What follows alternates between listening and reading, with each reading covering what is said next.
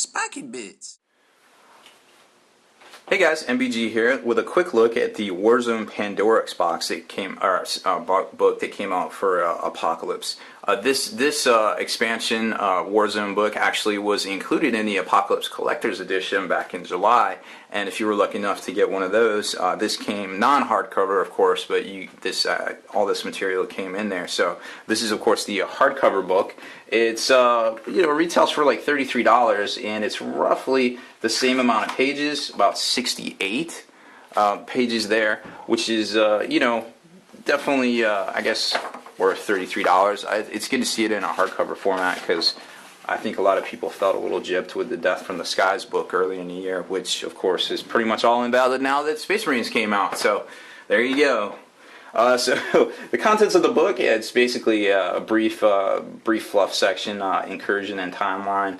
Then the battle report section on basically kind of what happened during the battles. A miniature showcase, rules of engagement, where basically if you want to duplicate the actual battles in the book, it also comes with specific missions, the strategic asset cards, and finest hours for all of the warlords involved.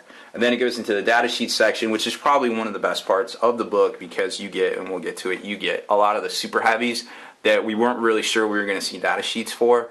And of course they snuck them in here, which was really nice. And then an appendix and index. So a brief introduction into the Warzone Pandorax. Of course, it's a new material, roughly new material. It was released in July, but this material here is pretty much new, and it's pretty good. It pits the forces of Abaddon and Abaddon's Black Legion versus some Imperial elements.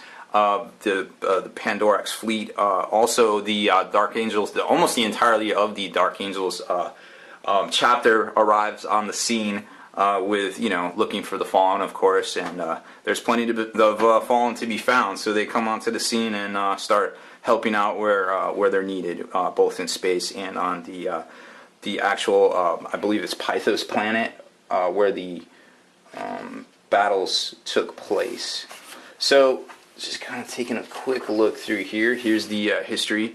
It is the planet of Pythos, the main planet in the Pandorax system, as you can see there. And here's the cover of the old Lost in the Dam book, which was a supplement way back in the early 2000s.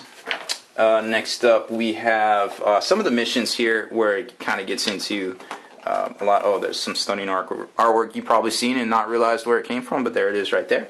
So the Rescue of the Revenge was actually the flagship of the Imperial fleet in that system that got overtaken, and it's kind of like a three-part thing here, three-part battle here, and there's a nice fold-out where it kind of shows all of the action.